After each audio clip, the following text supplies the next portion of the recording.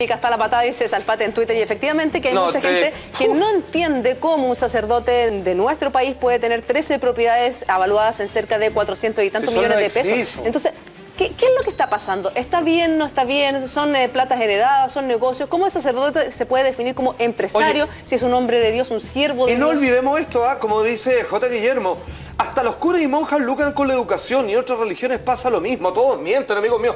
Porque es verdad, porque con todo el dinero podrían... Pero mentir no es pecado. Pero espérate, yo para meter a mi hijo a un colegio católico así como de alta alcurnia, tengo que andar contando con unas 400 luquitas para pagar todos los meses. Me lo decía a mí. O sea, pero ¿cachai? No debieran cobrar eso. Claro. Debieran por último... cobrarlo, pero ya hay un negocio y pues sí, claramente que le pagan 3 millones de pesos al profesor. Pero esos colegios de los que tú hablas, también hay otros colegios de élite que no son necesariamente católicos y cobran más de esos 400 millones de pesos. Por supuesto, o sea, pero ellos no deben hacer un negocio, lo otro es un lucro, pero a ellos no les corresponde. Ahora, este caso del padre Sebastián Navarrete, que tenía 13 propiedades, 430 millones de pesos el avalúo de estas propiedades, nos invita a hacer una revisión de más casos como este. Y nos encontramos, por ejemplo, con lo conocido el año pasado, el 2013, con el ex párroco de Zapallar, que traspasó bienes de la iglesia a una sociedad que él mismo armó. ¿Cómo? O sea, habían bienes, habían patrimonios, habían dineros de la iglesia que, de los cuales él hacía uso. Por ejemplo, como párroco de Zapallar, como por ejemplo comprarse una camioneta gigante, no voy a decir la marca, pero negra, 4x4, avaluada en 30 millones de pesos. 30 millones de pesos comprar esa camioneta. Y llegó un día sorprendiendo a todo el mundo, no solo eso, sino que además compró a nombre de la sociedad 8 sepulturas. Pero una sociedad personal que él creó. Una sociedad personal que él creó. Una sociedad de inversiones. Una sociedad de inversiones llamada Santa Clotilde SPA, SPA. Oye, perdón, buena pregunta. ¿Los curas pueden armar negocios? Así como se deben a su sacerdocio, ¿tienen tiempo para andar administrando y pagando facturas? Pero no debieran. ¿Pero se los permite? ¿Pero por qué no? Cuando vino lo vi. Son personas... A ver, Julita, perdón, no te escuché. No, ya lo dije ya. ¿Qué dijo? ¿Qué dijo la Julia? Pues si pagarán IVA, sí, pues no sé qué tipo de sociedades pueden constituir. La sociedad es una sociedad, SPA, Sociedad de Participación, no sé cómo, hay que buscarlo. Mira, ojo, tendrá por objeto la preparación, compra, venta, importación, exportación, consignación, distribución y suministro de toda clase de medicamentos, sustancias químicas, cosméticos, accesorios médicos, bebidas, snacks, artículos de óptica, telefonía, telefónica.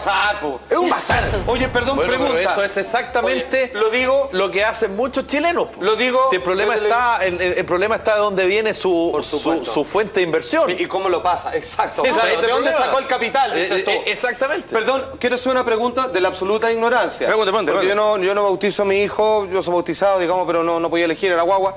Pero les pregunto, ¿a uno le cobran por bautizar a los hijos? Y espero que la respuesta sea que no, porque lo único que gastan es agua de la llave. Sí, pues que la bendicen. En varios lugares, claro que cobran. Ahora, cuando tú vas a bautizar, y lo digo yo, que participé muchísimas veces en misiones, participé en misiones en un colegio católico diocesano como Luis Campino y también como cualquier ser humano un feligrés honesto. Pues. Bueno, no sé si honesto.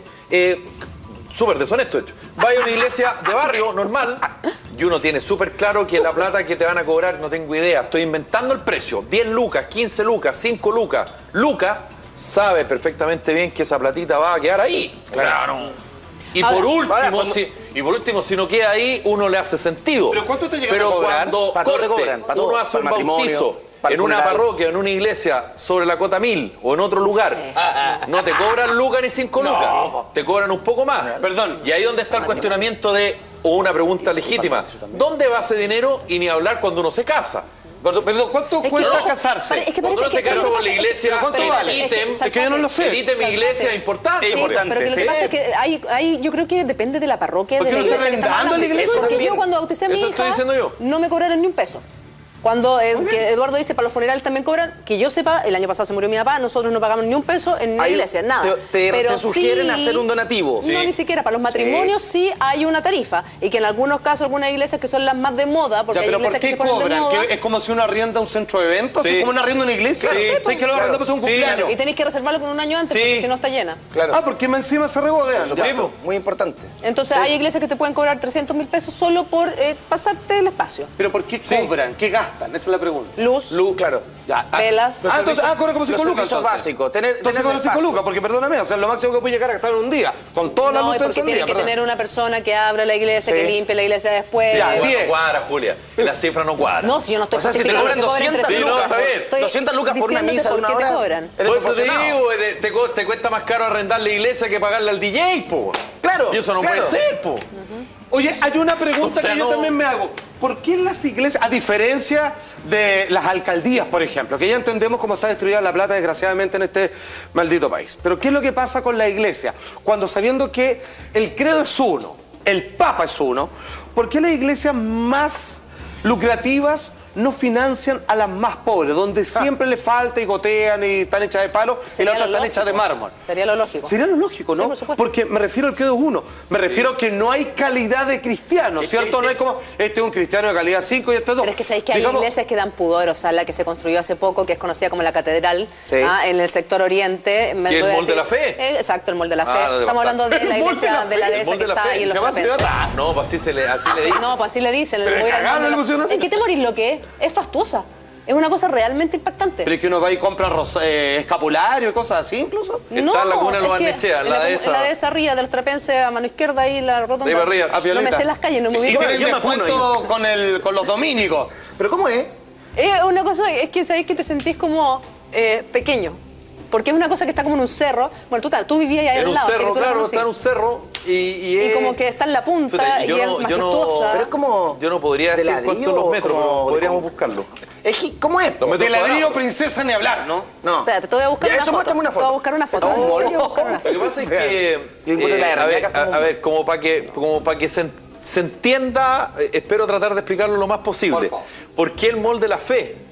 Porque no es como la Catedral Metropolitana. No es como la iglesia de los Sacramentinos, que son iglesias muy antiguas, como la iglesia de San Francisco, muy antiguas, de techo muy alto.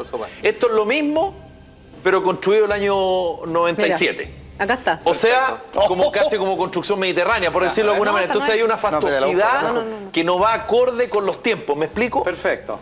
Porque se entiende que en los 1800 las iglesias, sí, por supuesto, tenían un tema... Claro. Bueno, ahora las iglesias más modernas son más chiquititas. De hecho, muchas de estas iglesias tenían esta María función... Madre de la Misericordia. Tenían, atención, las iglesias antiguas, y hay que decirlo, y por ahí va el camino, tenían función de albergue.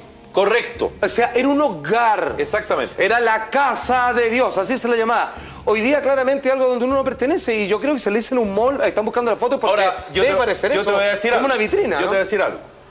El papá de un gran amigo mío, que en paz descanse, este caballero por supuesto, él vivía por ahí y él como iba a misa, calladito, y cuando terminaba la misa de 12, en otra iglesia por supuesto, no ahí, el sacerdote estaba parado en la puerta.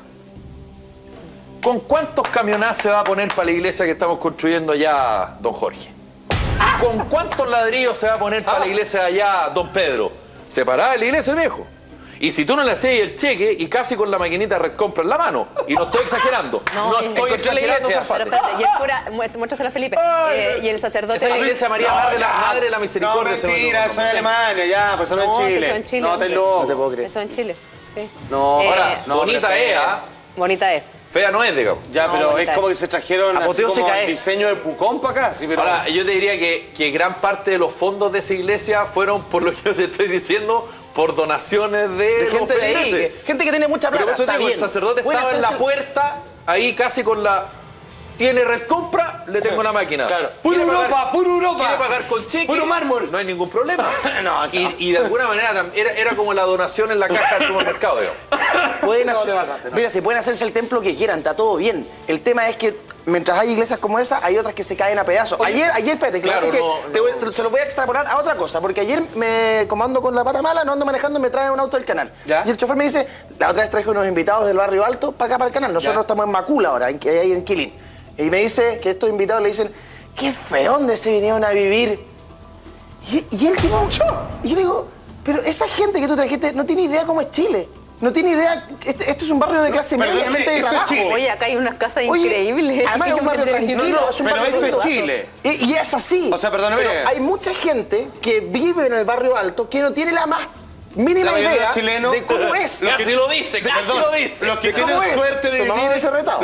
suerte de vivir en casa y con patio son casas pareadas una después de la otra. O sea, entonces, los que tienen, digamos, grandes antejardines son los menos. Aquí voy. Es muy probable que las personas que van a esa gran iglesia tan linda que mostramos recién no tienen la más mínima idea de que hay otras iglesias de madera que se caen a pedazos, que se llueven en invierno con curas embarrados. Voy a otro punto. ¿Qué pasa cuando yo, por ejemplo, cura de misa, digo, amigos míos, nosotros vivimos acá al lado de una población y no podemos, como cristianos, dormir tranquilos si sabemos que usted que tiene una casita, una cama y una comida, ellos están pasando hambre y pasan todo tipo de penuria?